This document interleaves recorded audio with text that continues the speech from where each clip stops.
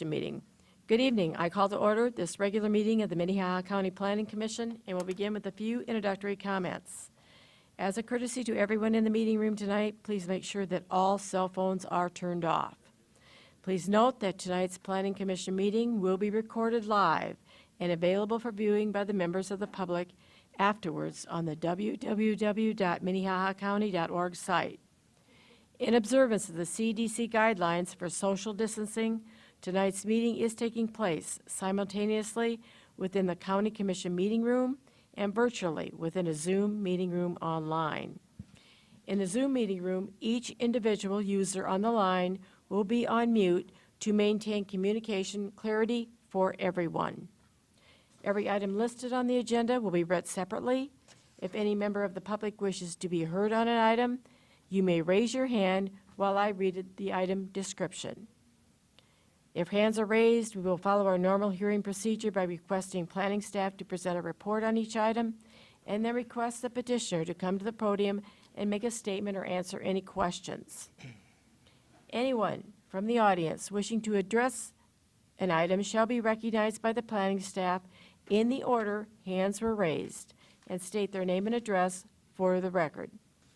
The Planning Commission will then discuss the matter and take appropriate action. For those participating remotely, please make sure that you raise your hands in the Zoom program, and you will be addressed on an individual basis.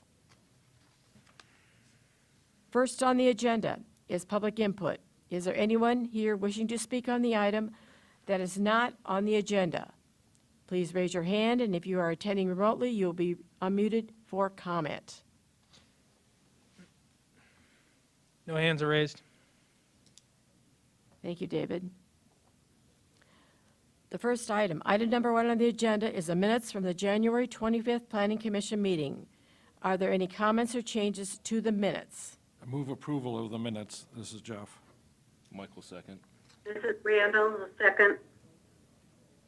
I have a motion, a second, to approve the minutes of the January 25th meeting. Roll call vote. Jeff Barth? Aye. Aye. Doug Odie?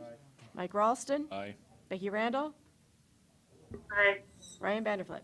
Aye. The minutes of the meeting have been approved. Now, items 2 through 6 are conditional use permits. Any final action taking on the conditional use permits tonight will take effect 5 working days following this meeting unless a written appeal of the Planning Commission's decision is filed in the Planning Office by Monday, March 1st at 5 p.m. In the event of an appeal, the decision will be referred to the County Commission for a hearing on Tuesday, March 16th, 2021, at or after 9 a.m. The affected parties will be notified of the meeting date, and the meetings of the County Commission are held in this same room. Next, I will read item number 2. That is conditional use permit 21-12 to transfer 3 building eligibilities from the north half, the northwest quarter, except Tract 1, Kringan's Edition, and the south half, the northwest quarter, and the northeast quarter, the southwest quarter to the northwest quarter, to the southwest quarter, all in Section 32, Township 104 North, Range 48 West. Petitioner is Rebecca Randall, or Rebecca Randall Living Trust. She's also the owner. It's about 4 miles southeast of Del Rapids. Madam Chair, I will recuse myself from this item as a commissioner. Okay, thank you. I'm not voting. Thank you. Scott Anderson, Planning Director, and thank you, Commissioner Randall, for your recusal. This is a request, a conditional use permit request to move 3 building eligibilities. They're showing on the screen for you. This is all in Section 32 of Logan Township. Generally, you can see that the area is cropland, but 2 of the eligibilities are landlocked. They're in interior quarters. And so the applicant is moving them to better access them. And when we go through this, as indicated, it's not increasing the overall density of the area. And this will allow the applicant to group them together to do a smaller subdivision if they so desire. And we have encouraged them that when they are platting the properties or the lots, that they would consider shared access. And that would be something that they would need to work with Logan Township to determine whether they would want a shared access for those lots. We are recommending approval of conditional use permit 2112 with two conditions. One, that a right to farm notice be placed on the platted lots, and the second one, that the applicant work with Logan Township to identify the location of the driveways. I can show you pictures. Basically, it's fields. It was pretty snowy when I was out there, so. Madam Chair, this is hardly our first eligibility rodeo. I wonder if anyone is opposed to this, or if we might expeditiously move ahead. I agree. Unless anybody has any questions for the petitioner. No hands are raised. Okay. Is Is that a there motion, anyone Jeff? opposed? Absolutely, I'll make a motion to approve conditional use permit 21-12. Doug Odie will second that. A motion and a second to approve the conditional use permit 21-12. Roll call vote. Jeff Barth, Aye. Adam Morehauser, Aye. Doug Odie, Aye. Mike Rawson, Aye. Becky has recused herself, and Ryan Benefit. Aye. Okay, that conditional use permit has been approved.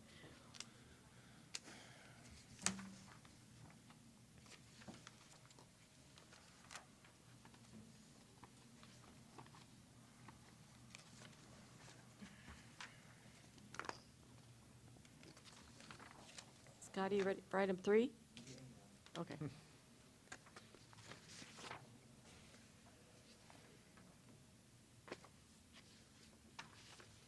The applicants are here. Okay. All right. Okay. Conditional use permit 21-13 to transfer one building eligibility from the southeast quarter to the southwest quarter, to the southeast quarter, all in Section 3, Township 103 North, Range 49 West. Petitioner is Sophia Vanderdusen.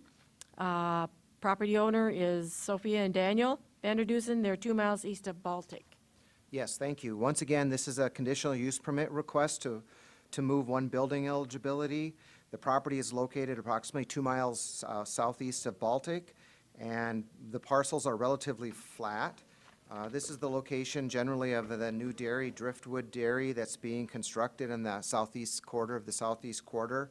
And the applicants are moving that building eligibility further to the west, which is moving it further away from the animal confinement operation that is being constructed there.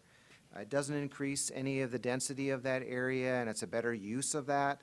Once again, we are recommending approval of conditional use permit 2113 with two conditions: that right to farm notice be placed on the property when it's platted, and second of all, that they work with Sverdrup Township to obtain the location of the driveway before a building permit is issued. And I can show you a couple of pictures, but so basically you can see the dairy in the background, and they're moving it into this field.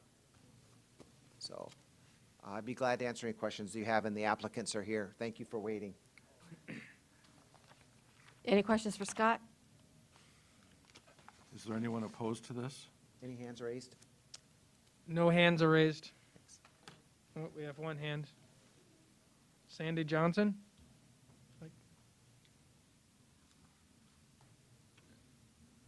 Yes, I was under the impression that this was going to be a house rather than a dairy building.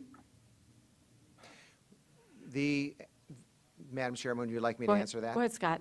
So the applicant is moving the building eligibility from the dairy location to the 40-acre parcel that's to the west. So the request is for eventually going to be a residence. Did that answer your question? Okay, thank you. That clarifies it quite a bit. Okay. Thanks. Yes, it sure does. Thank you very much. Make a motion to approve conditional use permit 21-13, and this is what my life is like. You'll second the conditional use 21-13. Okay, I have a motion and a second to approve conditional use permit 21-13. Any further questions or comments? Roll call vote. Jeff Barth, Aye. Adam Moorhauser, Aye. Doug Odie, Mike Ralston, Becky Randall, Aye. Ryan Vanderflick. Aye. That conditional use permit has been approved. You're free to go.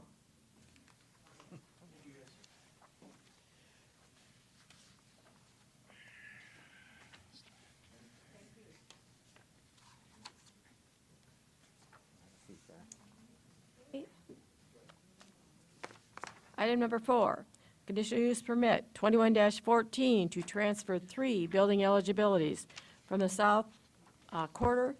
There's an exception of Lot H1 and except Track 1, Tri-Valley Addition, into the parentheses to the southeast quarter, all in Section 11, Township 103 North, Range 51 West. Petitioner is David Stageberg.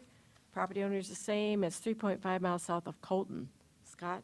Yes, thank you. Scott Anders again, Planning Director, and on the screen in front of you, you can see the request to move 3 building eligibilities to near the intersection and along basically the county highway.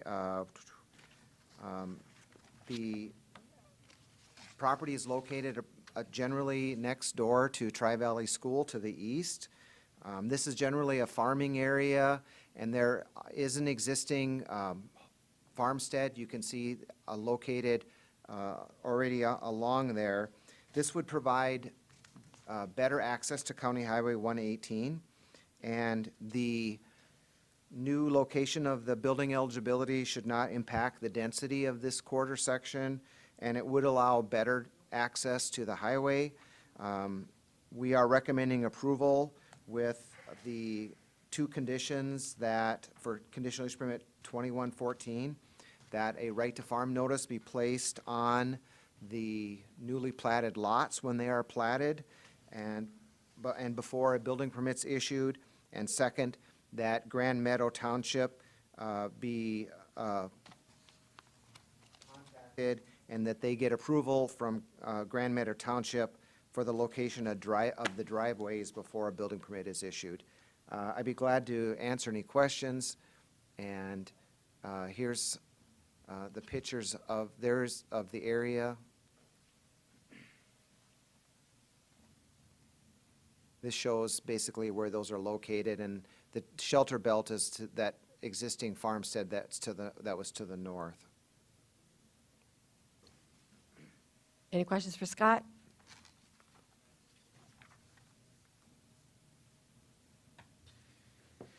No hands are raised. Okay. Madam Chair, I'll make a motion to approve. I'll second that. Motion is made and seconded to approve the conditional use permit 21-14. Do we know if anyone's opposed? Doesn't look Is like there it. any, well, he said there was No no. hands are raised. He said no hands were raised. But in the, Oh, I think, Scott, do you know if there's any, okay, oh, okay, call the question. That means we have to vote. yes. Let's see what he says here.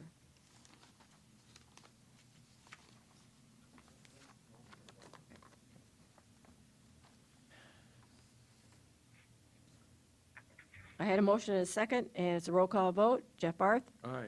Adam Moorhauser, Aye. Doug Odie, Aye. Mike Ralston, Aye. Becky Randall, Aye. Ryan Vanderflick. Aye. This item has been approved. You're free to go. Thanks for staying an hour and a half. Sorry. 5, conditional use permit 21-15 to transfer 1 building eligibility from the northwest quarter, the southeast quarter, to the southeast quarter, and the southeast quarter, all in section 20, Township 102 North, Range 50 West. Petitioners Richard and Nancy Van Herd Living Trust, property owners the same, 3 miles west of Sioux Falls. Good evening, Planning Commission. David Heinold, County Planning Department. The petitioner is requesting to transfer building eligibility. This is approximately halfway between Hartford and the city of Sioux Falls, just north of Interstate I-90. There are no concentrated animal feeding operations within a mile of this site. The petitioner is requesting to move the existing building eligibility from a landlocked location to an area along 260th Street, east of the creek area there, as you see on the map, outlined in red. The site is appropriate for the placement of a single-family dwelling, and staff is recommending approval of Conditional Use Permit 21-15 with two conditions, and I'll answer any questions if you have them. Any questions for David? Kevin, anybody on Zoom? No hands are raised on Zoom. Okay. Madam Chair, I'm making a motion to approve conditional use 21-15. I'll And second then- that. Go ahead. I have a motion and a second to approve conditional use permit 21-15. Any further questions or comments? Is it at the end of the runway? Roll call vote. Jeff Barth, Aye. Adam Morhauser, Aye. Doug Odie, Aye. Mike Ralston, Aye. Becky Randall, Aye. Brian Vanderfoot. Aye. Conditional use permit 21-15 has been approved. You're free to go. Item number 6.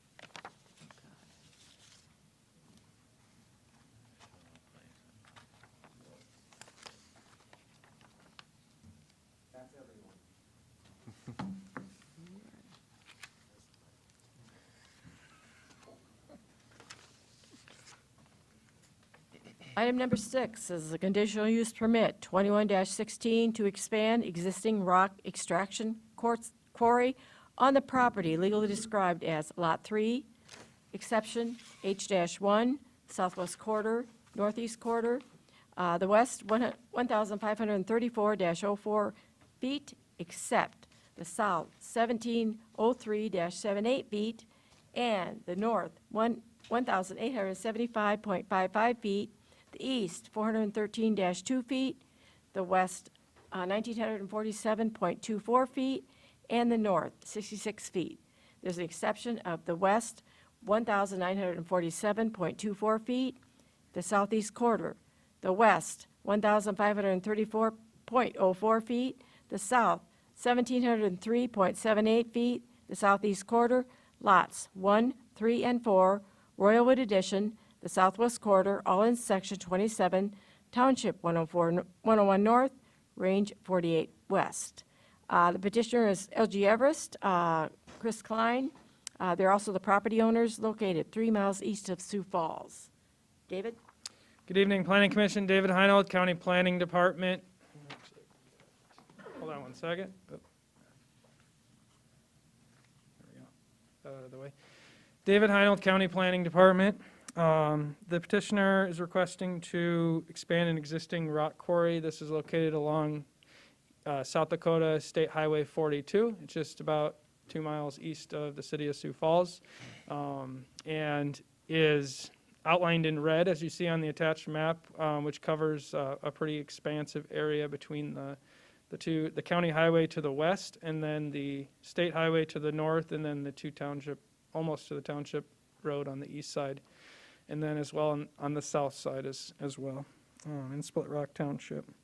The narrative states that the proposed additions to the processing, extraction, and backfill operations will add approximately, this is a total of 147.28 acres to the existing 143-acre mining area, which the total rock extraction request for this conditional use permit is to add approximately 32.7 acres in size.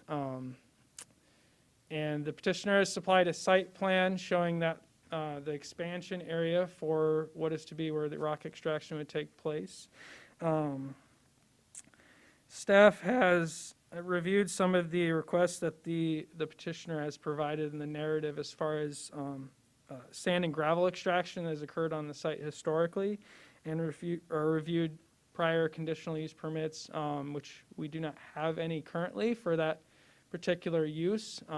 Mainly the area, as you see, up towards the north side of, there we go.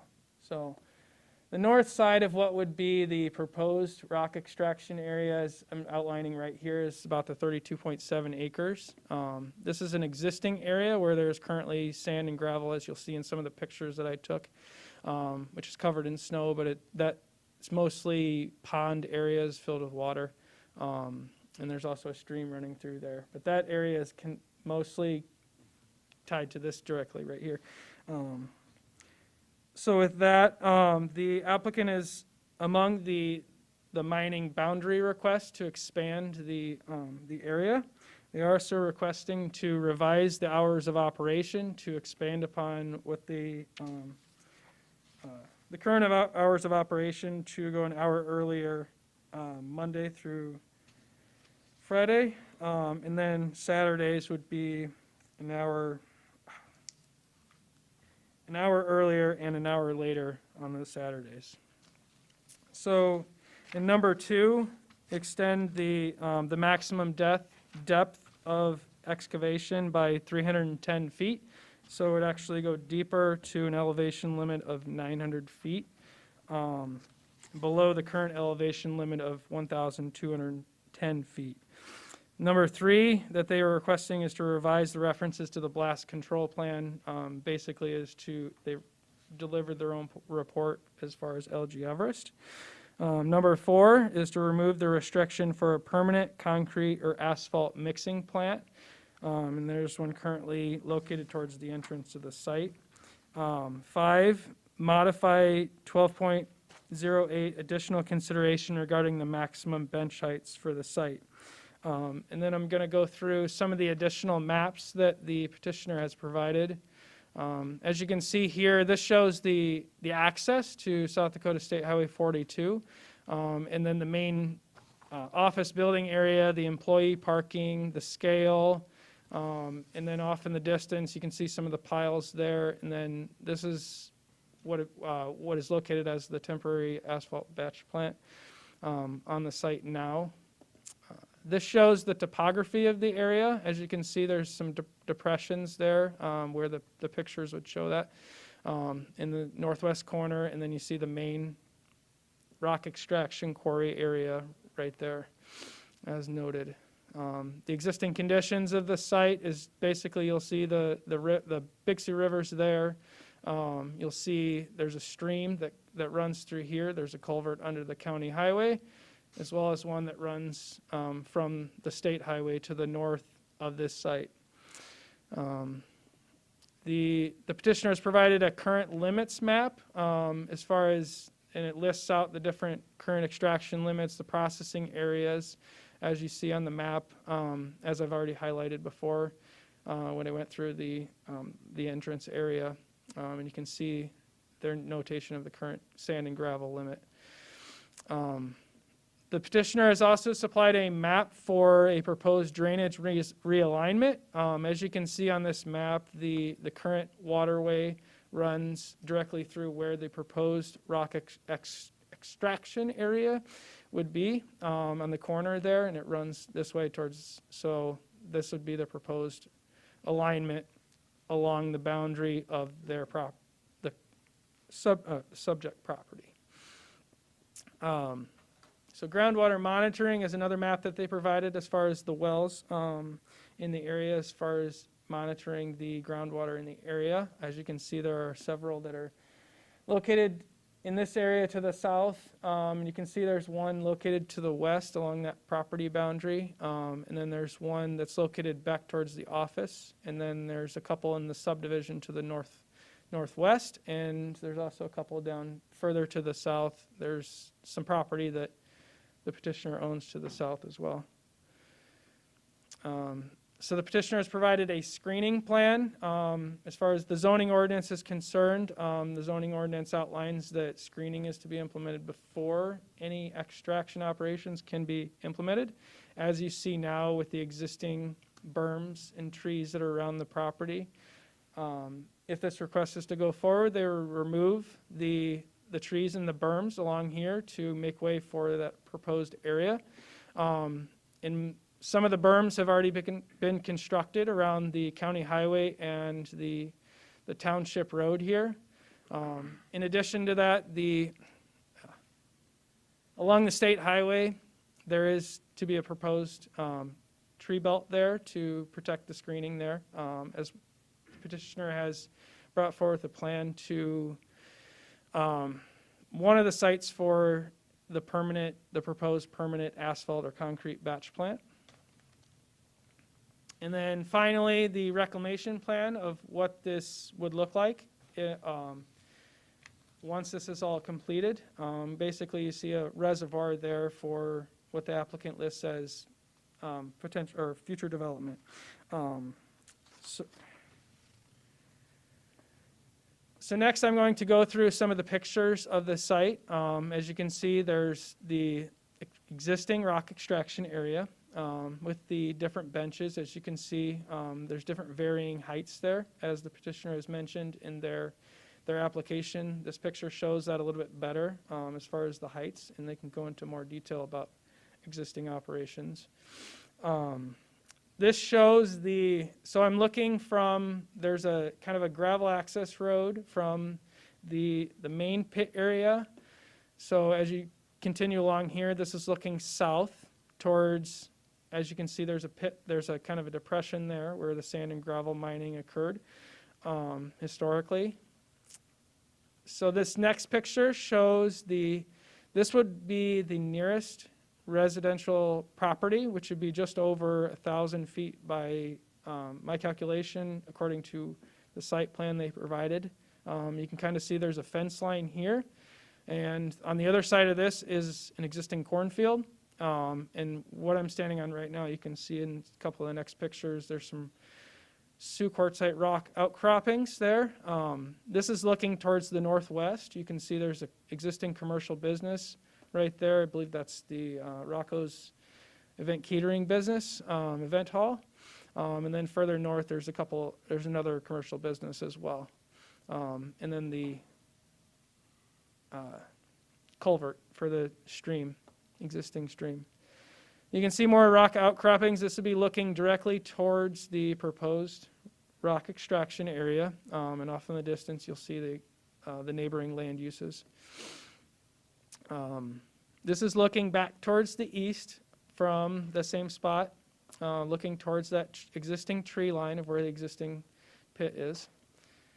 This is the parking area that I mentioned. As you can see, there's several cars there, which meets the ordinance requirements for the minimum amount of parking for this type of use.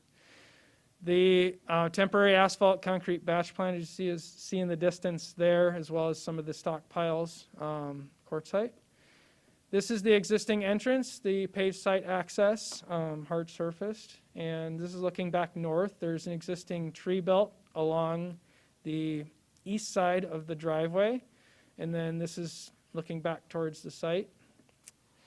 This is one of the existing residential developments to the northeast, which is kind of a loop road there just north of the state highway. And then this is looking back at the petitioner's or the property's current signage, which meets the zoning ordinance, which one of the things that staff is recommending in the request is to limit the size according to the zoning ordinance. For the signage, the petitioner is requesting a 108 square foot sign, about, I think it was 12 feet tall. The zoning ordinance for the Red Rock Corridor Overlay District, which this property lies within, only allows up to 32 square feet and a 10-foot maximum sign. So you'll see that in the recommendations. This is just looking from the gravel road and the county highway intersection. As you can see, there's some trees, evergreen trees there with the existing berm that's planted. And then you'll see the background there. Pretty much just blue sky. So I have a couple more pictures to show you from the gravel road looking back towards the northwest. And then, so this is looking from, this is also from the gravel road, looking towards, no, excuse me, this is from the county highway, parked looking back towards the southeast, towards where that proposed extraction pit area would be. This is kind of to show the berm elevation there. The petitioner did mention when I was on site touring the property that there was, you can see that I'm kind of standing where the culvert would be. So depending on what they would do with the stream realignment, they would figure out, then they would come in and build that berm. But the zoning ordinance does require that that be in place. So this is where approximately the existing stream would be located. You can see some silt fences there. Potentially this could be where that stream could be. And I did have another picture that would show the trees. You can see, no, excuse me. So this would be the proposed area where the current the drainage realignment would go. This is looking towards the barn to the north of the subject property on the adjacent property. And then you continue on. This is kind of like a levee area here. I believe there's a culvert putting under there for the stream. So they would reroute that through this area, maybe even on the north side of it, because you saw on the map, this is where those depressions were. So it would kind of go around this area right here. And then, so this is the last picture that I have. Second to last picture. This is the culvert right here. This is where the stream goes around. As you saw those trees right there, you can kind of follow it. There is where the existing stream follows. And then this is where it would empty out into the Big Sioux River to the west of the property. And so that's all the pictures that I have. Without going into too much detail, just going through the conditional use permit criteria. The effect upon the use and enjoyment of other property in the immediate vicinity for uses already permitted and upon property values in the immediate vicinity. The proposed use will add a comparable effect to what already occurs with the existing rock extraction pit area. The nearest single-family residences to the southwest are over 1,000 feet away, which is required by the zoning ordinance. The proposed change in hours of operation should allow better traffic management on the state highway, which is the only access to the site. 2, that the effect upon the normal and orderly development and improvement of surrounding vacant property for uses predominant in the area. The future land use map for the Red Rock Corridor Plan shows the subject property as natural resource extraction. And then the land to the north is designated in the plan for a mix of agriculture, commercial, and residential uses, as you see in this current existing period. 3, that utilities, access roads, drainage, and/or necessary facilities are provided. Petitioners spelled out that the state highway is the only haul road access to the site, and staff has reached out to the South Dakota Department of Transportation, and they have no concerns regarding the request or the proposed expansion of the existing rock extraction site. 4, that the off-street parking and loading requirements are met. The petitioner does meet all the off-street parking and loading requirements, as you saw in the picture, for employee parking and customer parking. 5, that measures are taken to control offensive odor, fumes, dust, noise, vibration, and lighting, inclusive of lighted signs, so that none of these will constitute a nuisance. The applicant shall take precautions in the zoning ordinance to prevent any sound disturbances, physical disturbances, and air quality issues during operation of the rock extraction site to any adjacent property owners, and any air quality issues during operation of the extraction site to adjacent properties as is required by the ordinance. Staff suggests adding a condition requiring Planning Commission review of the ready-mix concrete and asphalt plant operations after a 2-year period, or if there's any complaints from any adjacent landowners that are received by the Planning Department. This will help to allow the Planning Commission to review the request if any complaints arise during operation of permanent ready-mix concrete and asphalt plant.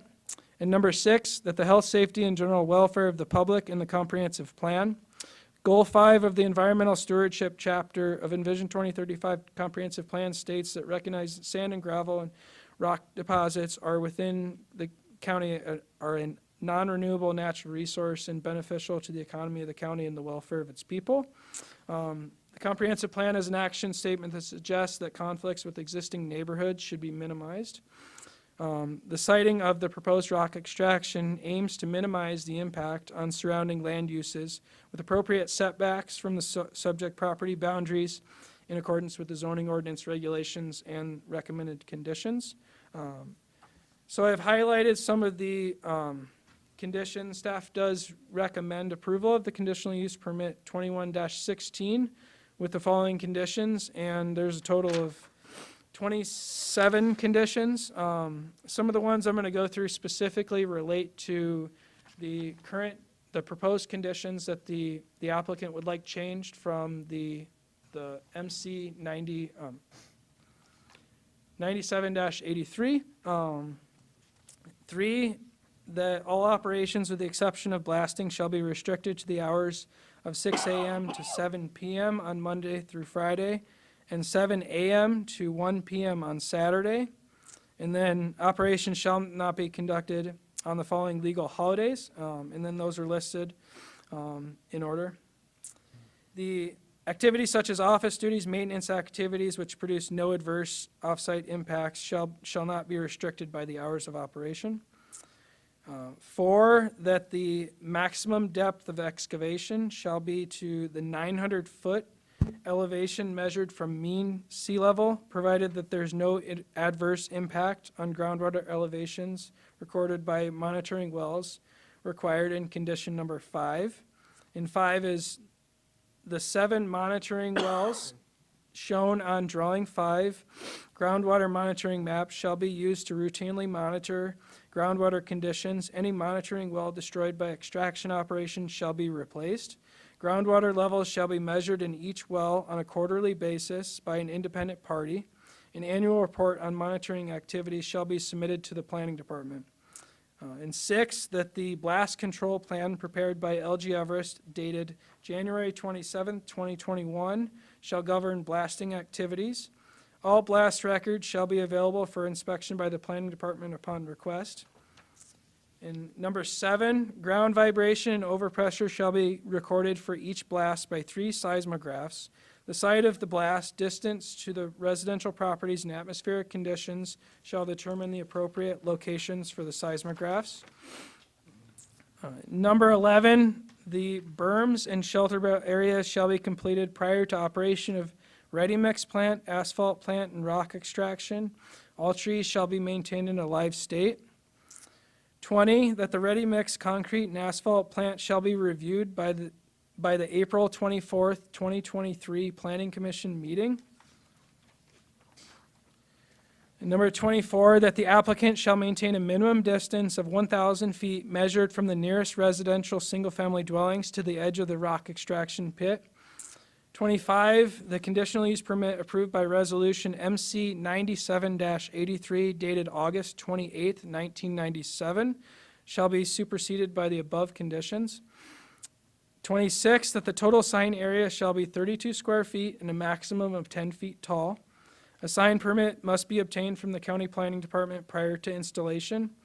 And number 27, that no sand and gravel mining shall occur in the southwest quarter, Lot 4, Royal Wood Addition, Section 27, Township 101 North, Range 48 West, Split Rock Township. And I'll answer any questions if you have them.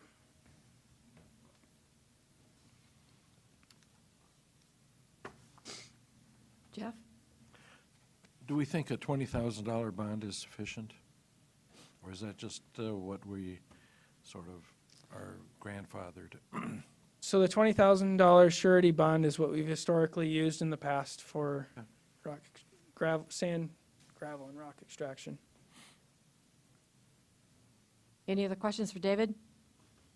Oh, Madam Chair, is there a sunset clause on this? Is there a time frame to, like, on the gravel, like usually gravel pits, we have like 10 years. Is there any,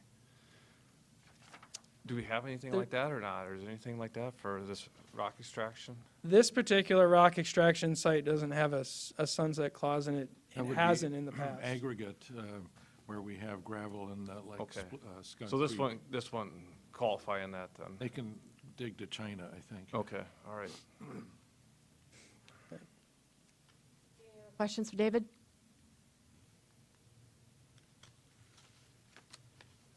Okay, is the petitioner here? Will you please come forward and state your name and address?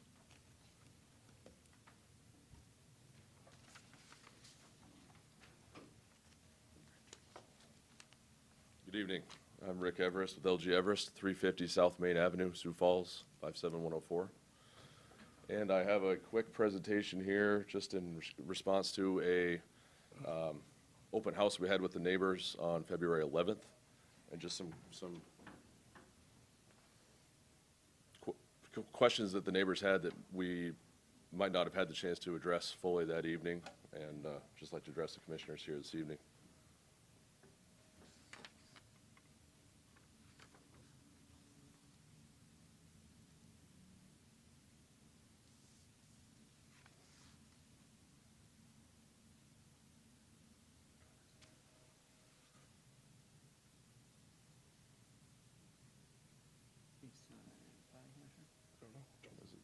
Yep, that's the one.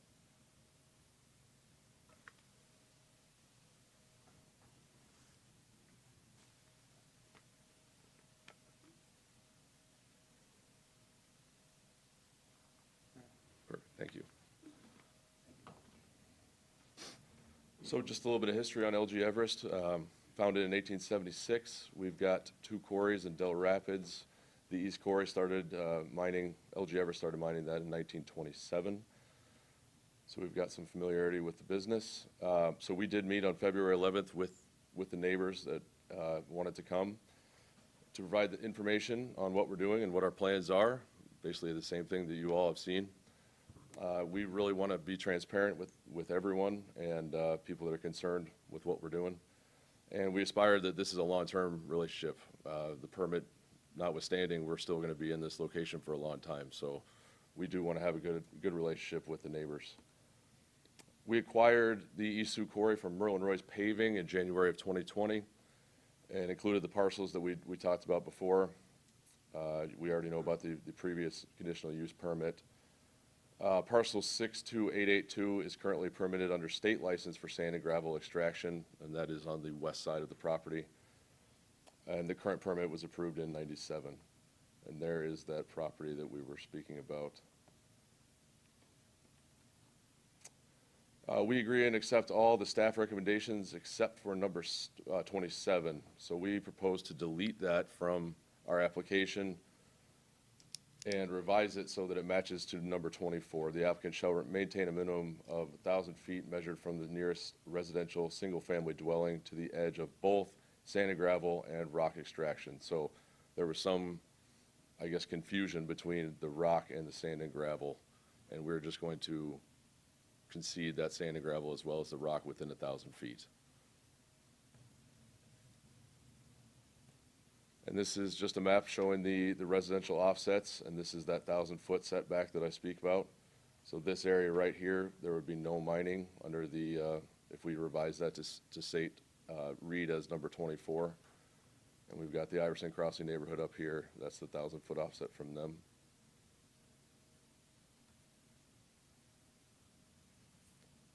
And this shows again the proposed rock extraction, the new area that we are amending here this evening. With that, I will introduce Doug Hoy. He's been our consultant from Sayer Associates.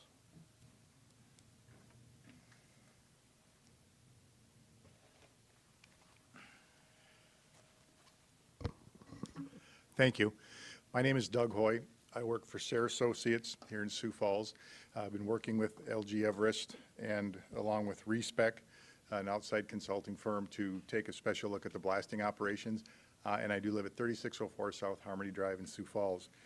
In 2020, when LG Everest took over the property, for the first probably 8 months of the year, or actually probably 4 months when they got started blasting, the blasting operations stayed pretty much the same the way they were prior to them taking over.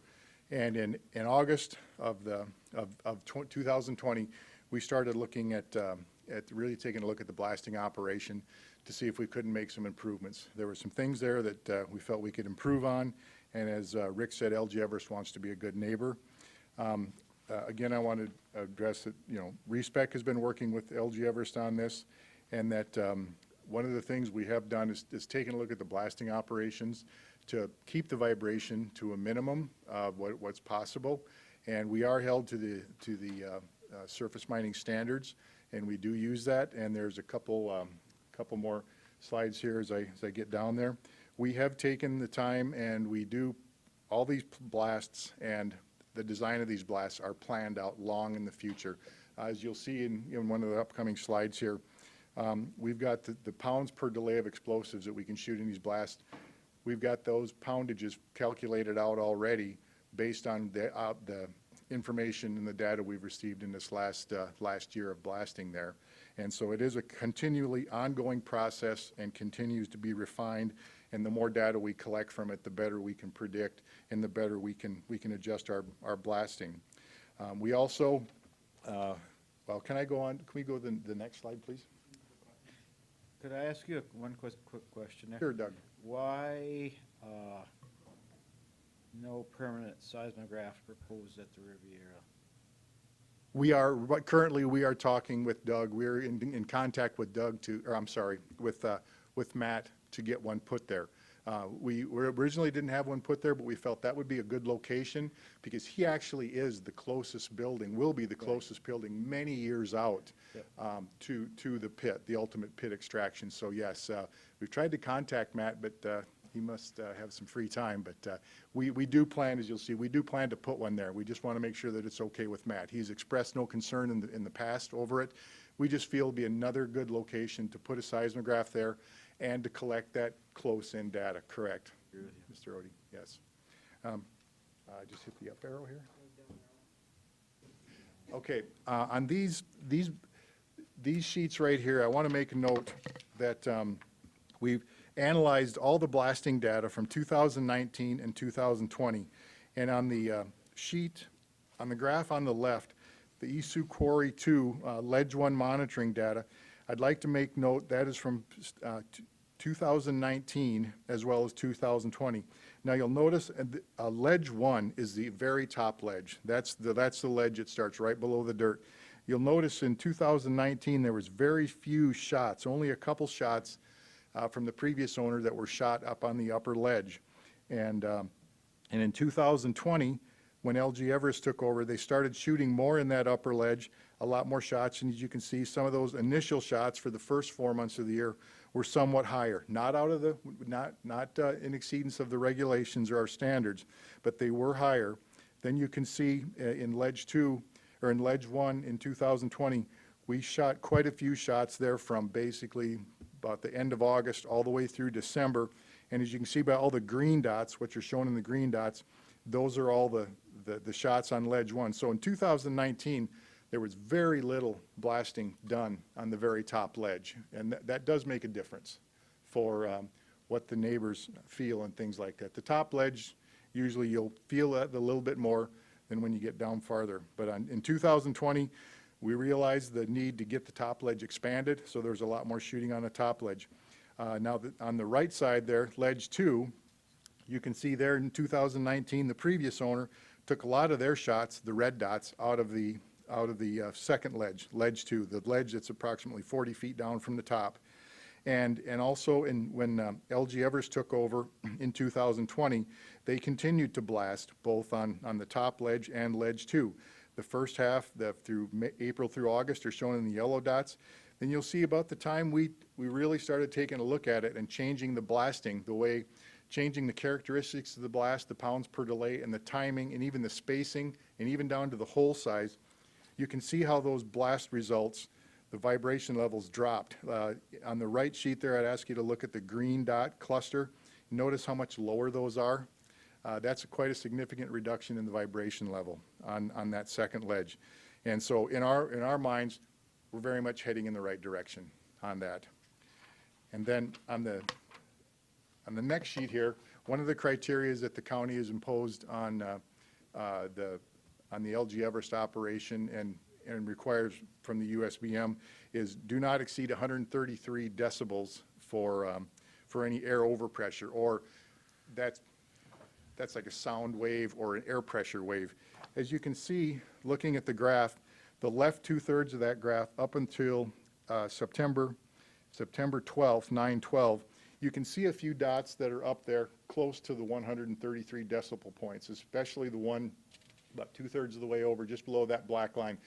That is below 133 decibels. So none of the shots have exceeded the 133 decibels, but look just a little bit right of that. And again, we go to when we changed blast designs and really took a hard look at things, started making changes that were better for everyone.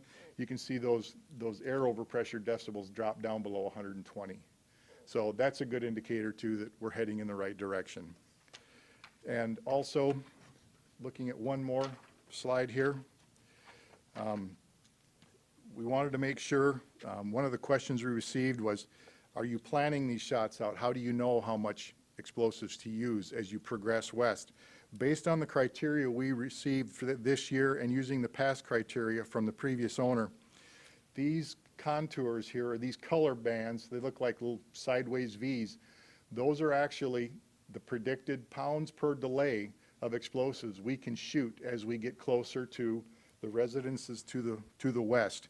And it starts out, the light blue in the very upper right-hand corner there of the colors, that's 1,058 pounds per delay. Now, we aren't even going to be close to that. That's theoretically what we could be shooting. And then as we progress it, the widths of those colors are about 250 feet. So every 250 feet, we've got to drop down.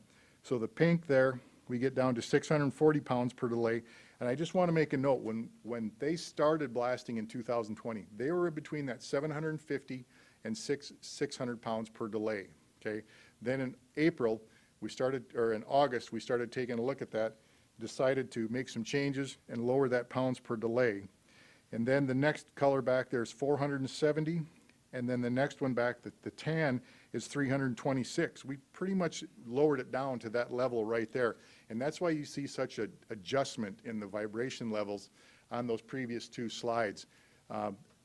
Lowering those down, we didn't use any less pounds per hole, but we just, now instead of 750 pounds going off at one time, now there's only 350 pounds going off one time. And within each hole, there's two different timing sequences in that hole.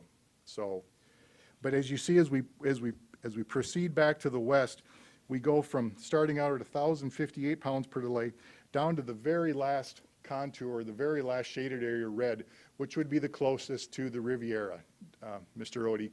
There, when that day comes, which is many, many, many years down the road, there we're estimating we're going to have to shoot 59 pounds per delay, okay? That takes totally different equipment, but that's to the degree that this is planned out, and so we know what we're getting into. So there has been a lot of research done, a lot of data processed, and a lot of analysis to look at how to be a good neighbor as far as the blasting vibration goes, okay? And then I just want to finish up the kind of the blasting sequence of this. Mr. Odie, this considers here, we're planning to put a new permanent seismograph there at the Riviera, at there, because we did notice that's the closest as they progress west. So that would be the best place. It'd be a good indicator. Now, we're not going to be there for a long time, but you get a feeling of how things change as you get closer. And the sooner you know how things are changing, the sooner you can adjust so everything is good and well. That's all I have to say at this point. I guess I'll turn it back over to Rick. Madam Chair. Jeff? Doug, don't leave too quickly. Okay. I got to say that a lot of what you were pitching was hard for me to catch. I'm not a blasting engineer. Most of my explosives are above ground. At the same time, as I looked at the dates on things, I know right after the change of ownership, I got some complaints from over there in that one development to the east about the sudden increase in the vibration. And was that something that you guys did that suddenly shook up the neighborhood, so to speak? I think what you're talking about, Mr. Barth, is for the first 4 months, say from April till August, they pretty much carried on blasting as done in the past. Then, in order to get some good information on how to change the blasting. There was one incident, I think this is maybe what you're talking about, is when the, Probably. the provider of the explosive services at that time wanted to do what's called a signature hole analysis. What they do is they go in back of the face of where they're actually active, about 100 feet, and they drill a hole down, and they loaded explosives in there, and it's totally confined. And what they did, reason they do that is we had quite a few seismographs out, and we record what the wave looks like and the frequency, the vibration. I understand that you're just testing or measuring, but, you know, again, Iverson Crossing thought it was like a whole new deal there. Yeah. With much more going on. Yeah. If we do this expansion, will that be happening again? No, not like it was done then. No, not like there. If it was ever done again, we would drill a hole right near the face of the quarry, right where the active open face is, and shoot one there. The explosive company at the time wanted to do it behind the face to confine it to get a reading. And yes, we did get a higher reading than what we were anticipating. Wasn't any thresholds, but yes, it was more perceptible to the residents in the area, correct. But that is not going to be the typical at all. That is very much an isolated incident. Okay, thanks. Okay? Again, it's, you know, you might be talking about rugby penalties or something, and I have an idea what it might be, but I'm better at committing them than understanding them. Yeah. If you ever have any more questions, I'd be glad to talk to you, you know, at another time. Thank you. Thank you, Doug.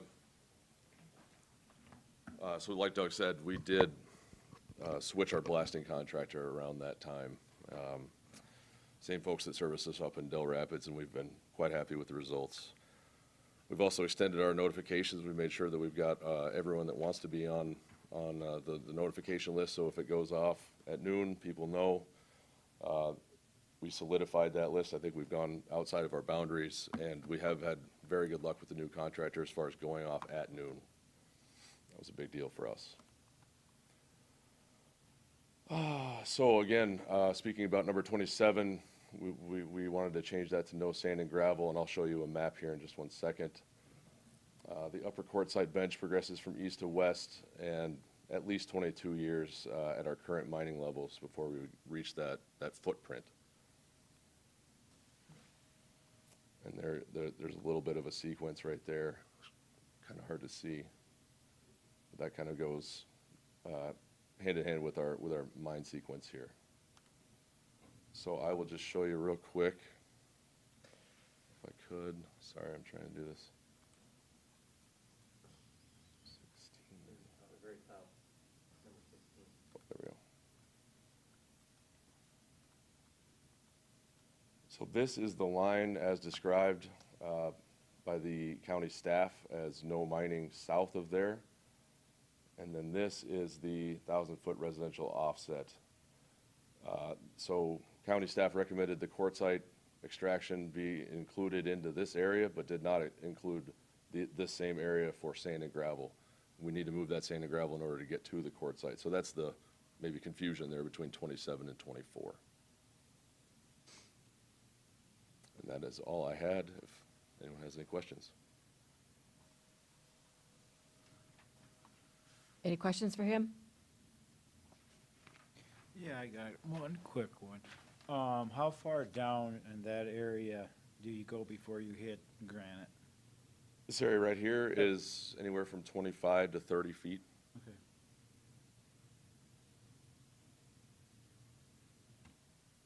All right, thank you.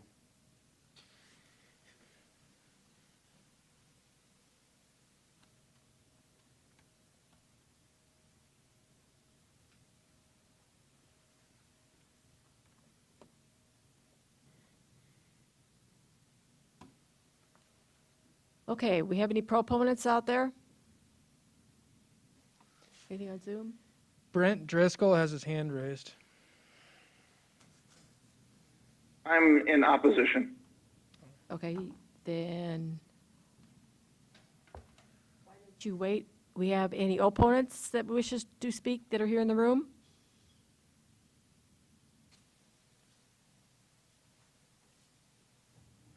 Don't be shy, I try not to be. Brent, do you wish to speak to this item? I do, please. Go ahead.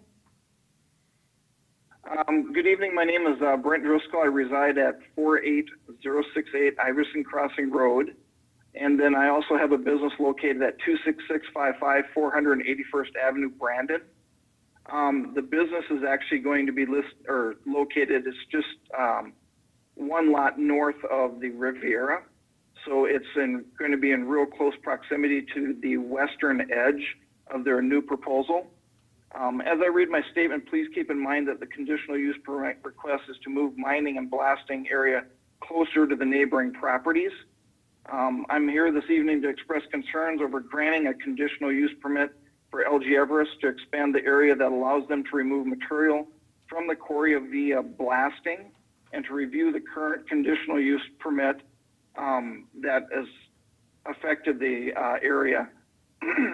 This last season, LG Everest executed multiple blasts, and all the instances that were on the west wall of the quarry caused my business structure to shake at levels that were unacceptable. Rick from LG Everest and Doug from Sayer Associates were in communication with me and other residents of the area.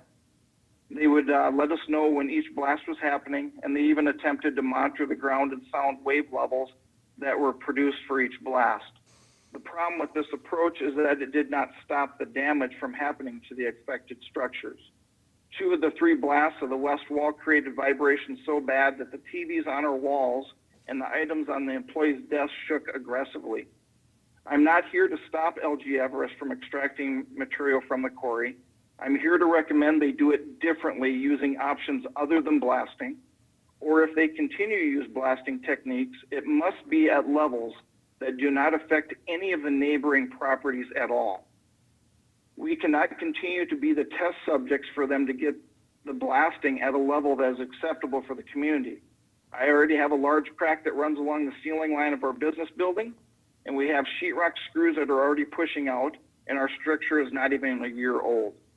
LG Everest's solution to damage happening to our structure is we will pay to have it fixed. That is not a solution. Who wants to sit by while damage is being done and then go through the hassle of tracking the damage, proving the damage was done by the blasting, and then having the business interrupted while someone comes in and attempts to fix the issue? Then if it is not fixed to a level of satisfaction, we must go back and forth with the contractor and LG Everest to get it resolved. And in the end, we have a damaged structure that is getting continually repaired. This only devalues our property. I also want to point out that my business is in a commercial plan development. When word gets out that the quarry blasting is damaging building structures in the area, our property values will go down and new tenants will be reluctant to build property at the commercial and residential developments. I ask the Commission to delay the approval of the requested conditional use permit until such time LG Everest can guarantee blasting or alternative methods will not affect neighboring structures, and review the current conditional use permit so that it can be amended to guarantee that no effects on neighboring structures. Thank you.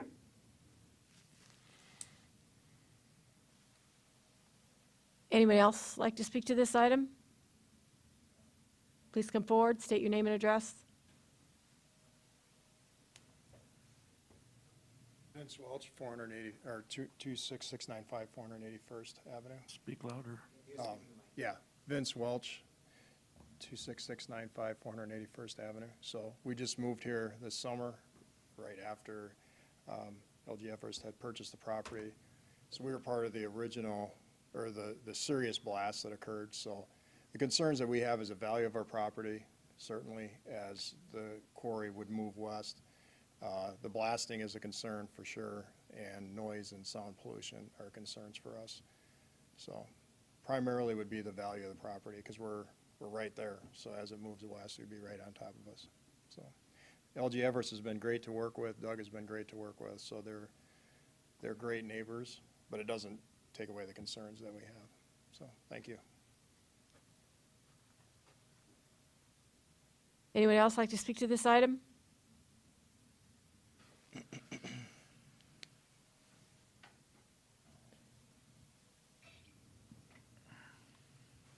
Address?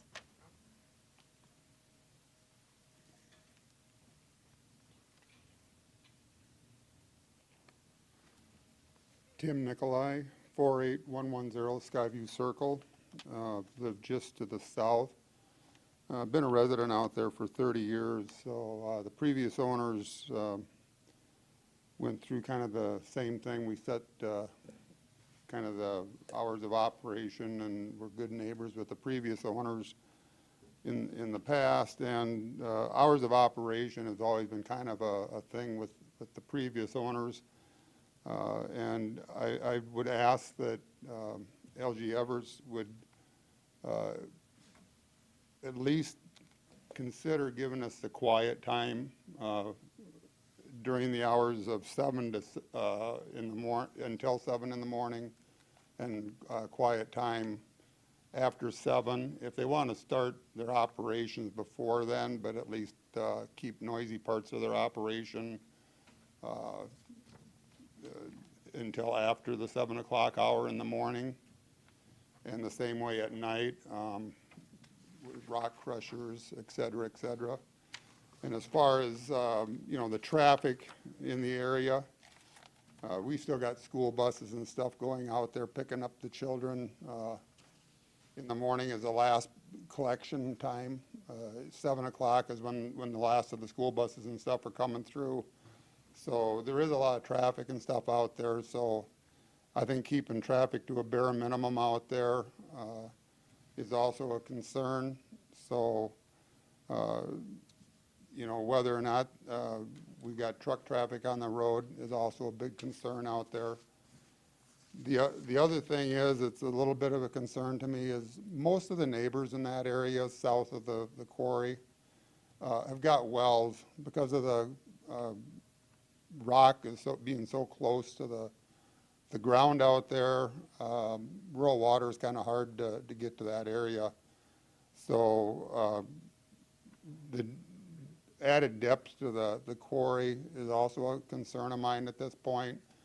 But up to this point, Everest has been keeping us abreast on what their plans are. I think they're going to be a very good company to work with, but just would like to make sure that they, as they go forward, are kept to their promise that they're going to be working with us as good neighbors from this point forward. But my main concern is hours of operation and being a good neighbor, allowing us to enjoy our properties and our neighborhood and give us our quiet time in the morning and in the evenings to be with our families. Other than that, I'm looking forward to being a good neighbor and them being good neighbors and in the future with them. So.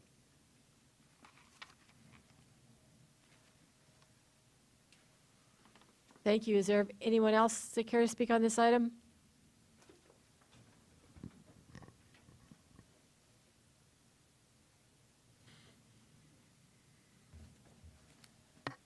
Please state your name and address. Jeff Kreibel, Red Rock Drive, 48097. I am a homeowner, been there for about 20 years. Still concerns with the blasting. It does shake your house quite a bit. And if they continue to do this for over 27 years, it's, to me, you would expect some kind of damage on that. And as they go further west, that's getting closer and closer to the residents as well. So we're going to deal with more of the shaking and more of the concerns of what are the after effects and what are the long-term possibilities or damages to our property. The other is, again, the concerns that were brought up before is property value. Trying to resell or have other businesses come into the area or new neighbors come into the area, that's going to be a big concern and possibly persuade people not to come into the area. The other is neighbors don't like surprises. The one that I was kind of concerned with is regards to the berm. That kind of went up very quickly and there wasn't that much notice. I know that the company has done very well in keeping us informed and also trying to explain some of the blasts and some of the things that we're experiencing, but just, again, the communication with them, I think can be a little bit better. The other one is to drop one of the requirements of 27. I would like to try to keep that in there to give us a lot more buffer between the customers and the business than just 1,000 feet. That's pushing the explosions to be a lot closer to the residents as well as to the businesses. And the things that we experience are when they start blasting on the west side, we do feel that a lot more in our houses and our homes and our businesses. Another concern that I have is the water quality. I do have also a rural water well, and with the shaking and the blast, that's going to stir up more of the water. And then also the introduction of a permanent cement plant as well as asphalt. I'm concerned about cleaning, and where does the waste in regards to that go? Does that go into the drainage ditch? Does that go down into the pit itself? How is that going to be handled in regards to that?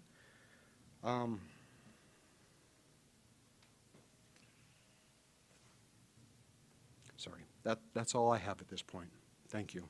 Jeff, where's your house relative to the, I live just to the southwest of the closer to the quarry. river? Kind of close to the river, but still closer to the quarry than the river.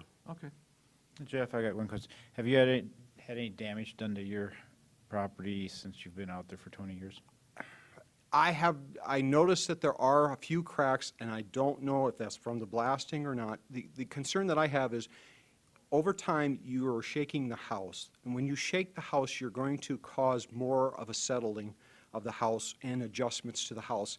And it's going to be at a faster rate than something that was normal house settling, so to speak. You're shaking it, so you're making the adjustments faster of that. So yes, I do see a little bit.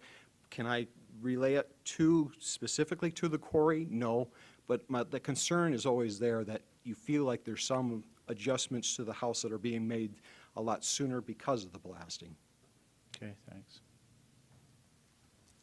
Thank you very much. Anyone else like to speak for this item before I close the floor?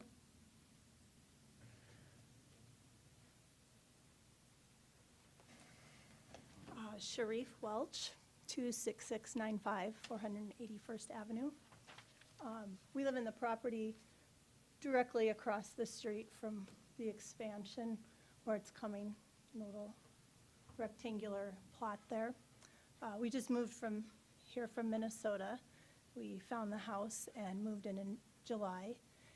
We knew that the quarry was over there, but there was the berm, the farmer's field. It looked like that's where the quarry was.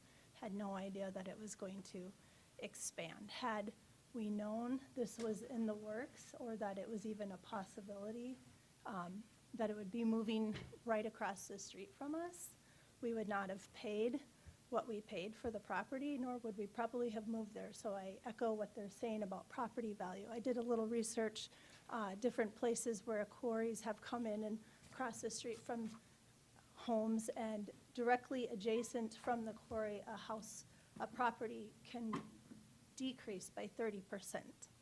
So I have appreciated working with Everest. However, for the record, I guess I would just say that it's not necessarily a good neighbor thing when a neighbor moves into the neighborhood and your property value decreases.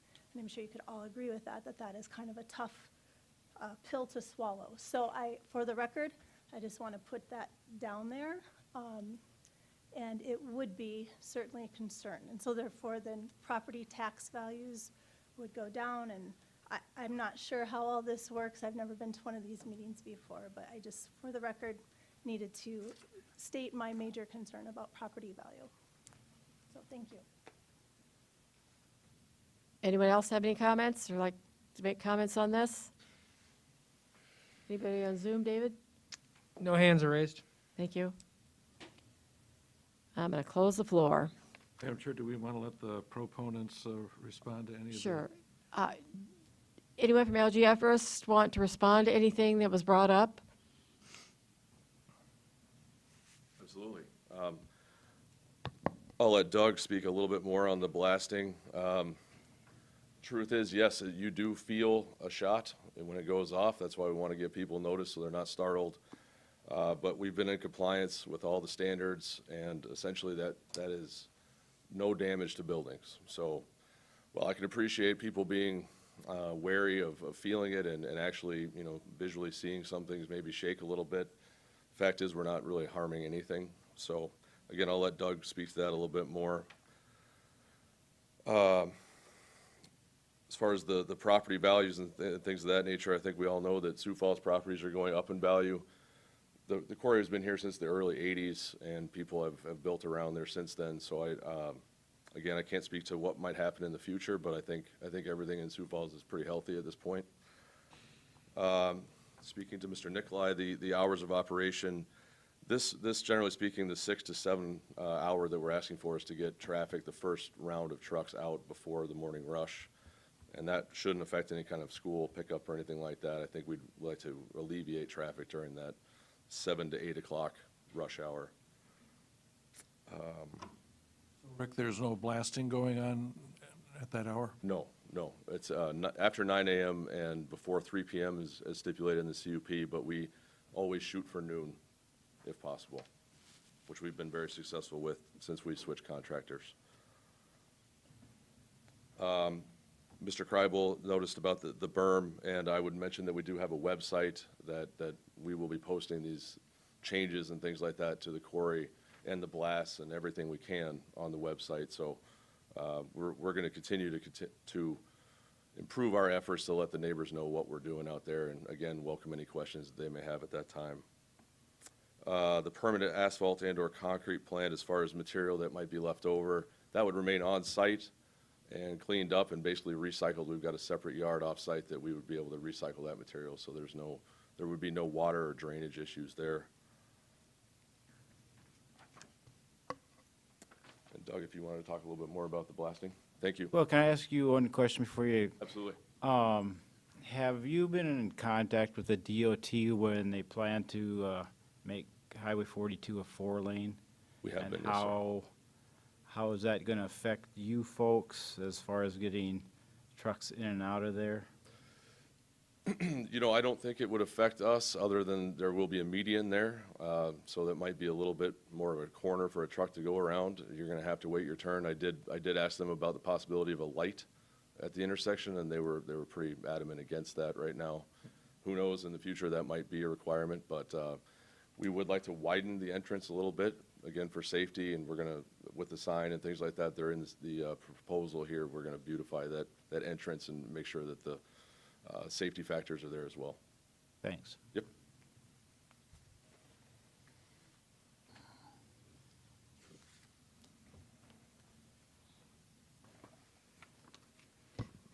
Doug Hoy, Sarah Associates, 3604 South Harmony Drive.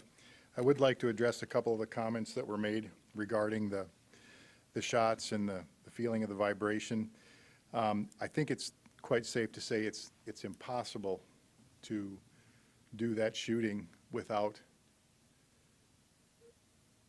anybody feeling it. There's good shots where you virtually, feel very little, but no one has ever told any resident that you will not feel anything from the shots. You'll feel a little bit. I think where the issues come in is the human perception. Humans are a lot more sensitive to a little bit of ground vibration and things like that than buildings are.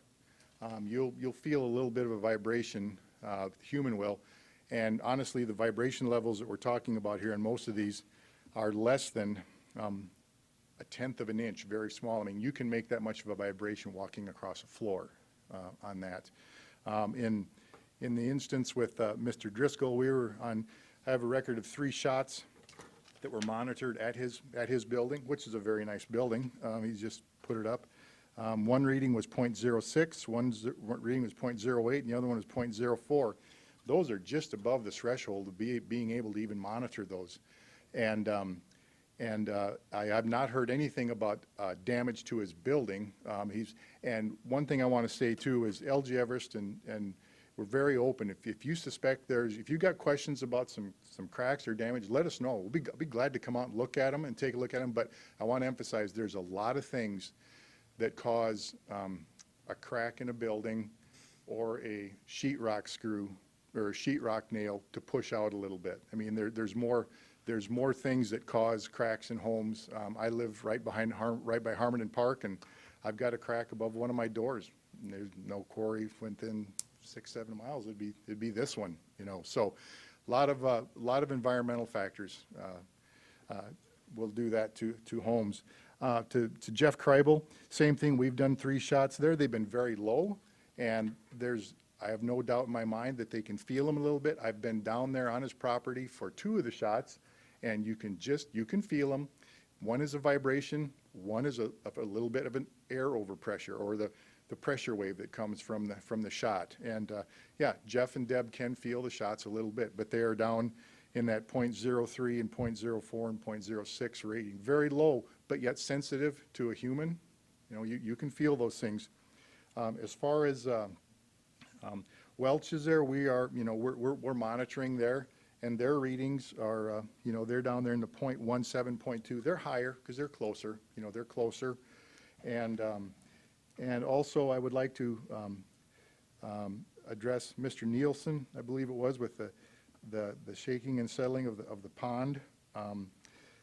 One thing we did talk about, if a nearby resident were to notify LG Everest of a low well or questions of a well, there are several wells in the area. We have monitoring wells or other wells. That's why that survey form was sent out, to register your well, to get an elevation, so we know where they're at. If somebody were to say that, I think you've done something to my well, we would definitely take note of that, come and take a look at the well, but then we also have other wells in the area to check, to make sure it's just not an isolated incident of the well, or is it happening regional wide, which would indicate very dry year and everybody's well might be going down a little bit. Or we've had comments on turbidity and sediment in wells. Personally, I have not been involved in any blasting operations over my entire career where we've really affected wells 1,000 feet or more away with the shaking and turbidity. There's a lot of things that affect wells too, but we would go and take a look at those and hire like possibly a well person or a person who not only drills a well but does maintenance on them, to take a look at it to see what the issues might be. But we're going to take a look at it and see what's going on. So if somebody has an issue, we're going to take a look at it and treat it as though, we're curious too. So all people have to do is notify LG Everest or myself. And one of the other items that we have offered and done 5 and will be 6 is precondition surveys of all the homes in Iverson Crossing, and I believe all the homes south and west of us too there. And so if there's something that you want us to come and take a look at, be glad to, or if you want us to come and videotape your house right now before things get rolling in the spring, that we'd be glad to take a look at that. There's one individual that actually, she had some, up in Iverson Crossing, had some questionable damage that she wasn't sure where it came from. People really don't start noticing the cracks until they feel something different. And then they start looking around and, well, was that there before? Well, I never noticed it before, this and things like that. There's a lot of reasons, but so we want to be a good neighbor and do those things. And if people have questions or we're glad to come and take a look at it. And if we need to, we'll have someone else take a look at it too. So all you have to do is contact us. But they are making a very good effort to be a good neighbor, be helpful, and be responsive. People just get madder and madder if they call and get no response. It never goes away. It just gets worse. Okay. Have you had anybody from Kim Circle contact you about anything? Kim Circle? Yeah, the property just to the northeast. No, I have not, Okay. Mr. Odie. I have not. That address is not familiar. Okay. It's on the map right there, actually. in It's the the upper it's the right-hand corner. horseshoe up in the upper right. Oh, right corner. there? Yeah. No. Okay. Nope. And if I'm at the Red Rock Cafe and do a shot, does that mess things up for everyone? Okay. Thank you. Okay, commissioners?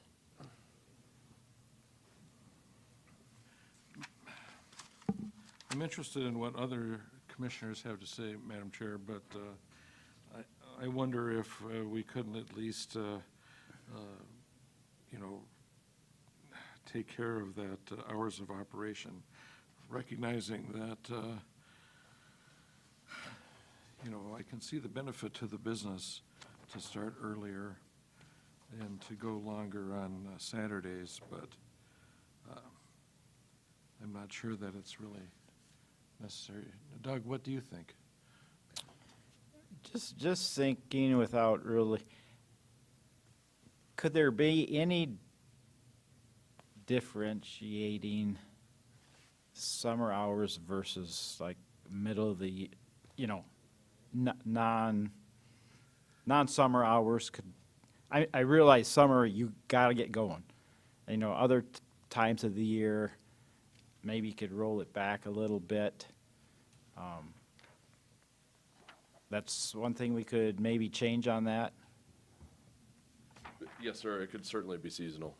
Okay. Yep, absolutely. And again, I want to stress that the 6 a.m. to 7 a.m. would be for loadout. So that means no blasting, no crushing, things of that nature. The 7 to 7 would remain the same as far as operations go, other than loadout. Okay. And I know that during the horrible weather we had a couple of years ago with all the water, I think we allowed the Del Rapids operations to go extra hours because we needed rock. And Certainly a case like that could come up in the event of flooding or something like that, yes, and we did go to the commissioners and ask permission to do that. Okay, any other commissioners have any comments about this? I guess I'd like to comment on the hours too. I think starting early, get the trucks out, probably before everybody gets going to work, I think a good idea if they're not gonna do any other operation except just getting the trucks out on the road. And, I guess I can see the benefit of that, I guess. I see that, but I also know Highway 42 is darn busy, starting at 5:30 in the morning, all the way till 8 o'clock. And when that gets to be 4 lanes, who knows? You got people going out to this casino, coming back from the casino. What type of conditions are they gonna be in? I guess I would like to see some change in the hours, seasonal. I have no problem in the summertime, starting at 6, but I think roll it back to 7 o'clock from, say, the end of October 1 till probably March 31st. I guess I should have made a motion on that to amend that to have seasonal hours in the summertime from April 1st to September 30th, 6 to 7. And then from October 1st to March 31st, from 7 to 7. Fair enough.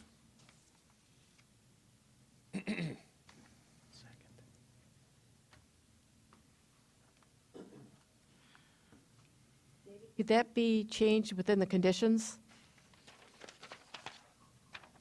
You could change it within the conditions. Is that acceptable to Revise. you? Yes. And what about you, sir? Yes, ma'am, that Okay. would be fine. Okay. So Doug, that was your motion? That was a motion that I made. All right, I guess I would second that, and move forward with the motion of approval with that condition. Okay. Madam Chair, I'd like to just make a general comment. We're always better off when people talk to each other, and I appreciate the fact that all of these folks have had a chance to visit with each other. Okay, on the table, I have a conditional use permit, 21-16. I have a motion and a second, along with the fact that that one condition was changed about the hours. Chairman, the applicant also has requested some changes on 20, what were the numbers? 27. 27. And so I want to make sure we're clear on where you're going with that. If you're going to change them to accommodate the applicant, or if you're going to leave them as the staff had written them. Good thing you brought that up. Commissioners? That's that part below the line there, that on the one map. You know, I don't mind the idea of leaving that restriction on there, and, you know, in a couple of years, we could change it, but, you know, for the neighbors, it's a little scary having it come that close, I think.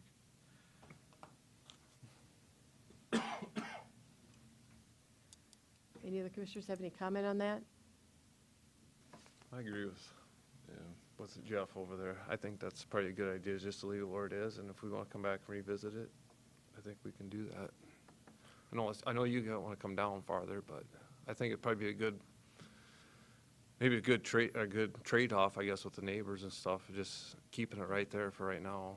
So may I just ask, I guess, what the difference is between the 1,000-foot offset for other businesses and then ourselves? Well, that's a good point. I guess you got. I'm Chris Klein, 1608 South Sunnyview Drive. I work for LG Everest. This line here, if the permit is approved as is, we're going to mine the rock up to this line. We have to take the sand and gravel off the top to even get to the rock.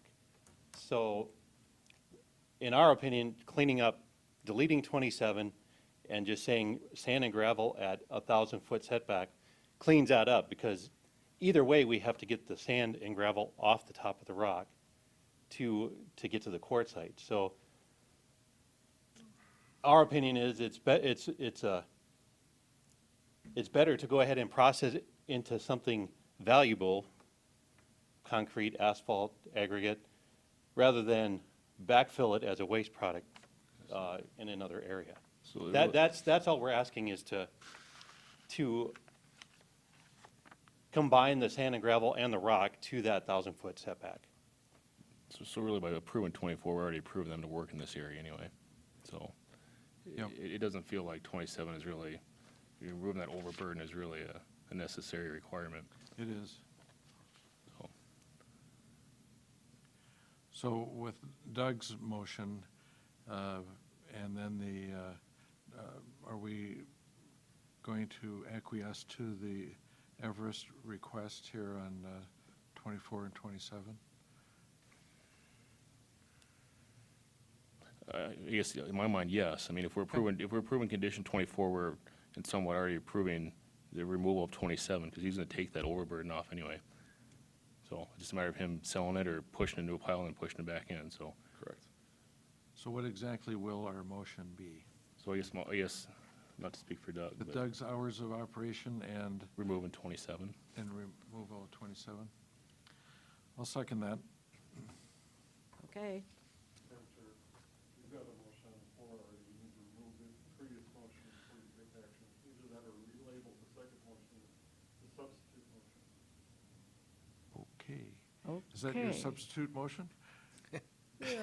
That would be my substitute motion to amend the conditions to Doug's hours of operation and remove condition 27. Second. Okay, So we vote on the amendment then, and then we vote on the main motion. So, call the question. call the question. Okay. Need a roll call vote?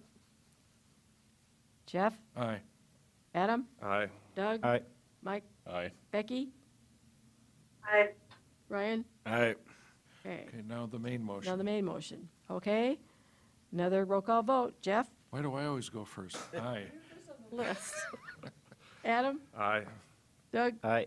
Mike? Aye. Becky? Aye. Ryan? Aye. Okay. Got approved. Thank you. Thank you. Okay, there's no old business?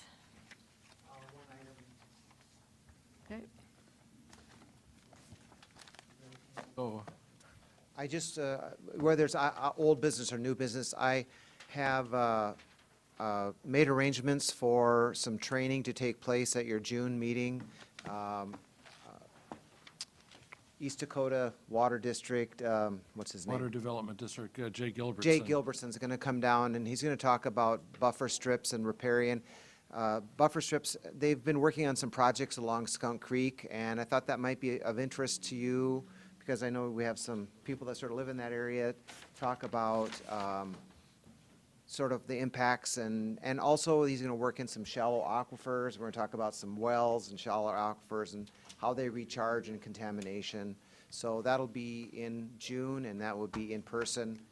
Hopefully by then, we will be, well into the shots, and it'll be able to, maybe it'll be a little easier.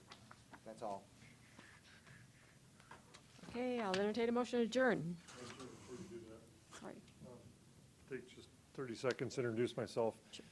My name's Eric Boger. I'm the new Chief Civil Deputy for the State's Attorney's Office. So I'll probably be the one coming. Drew's going to be doing, I think, some other things, but he and I may tag team a little bit, but I just wanted to say hello. And You're was such a probably lucky not the way I guy. wanted- What's that? You're so lucky to come in and work with us. Yeah, this was an interesting meeting to start with. So. But I've been in a lot of long committee hearings before. So anyway, thank you.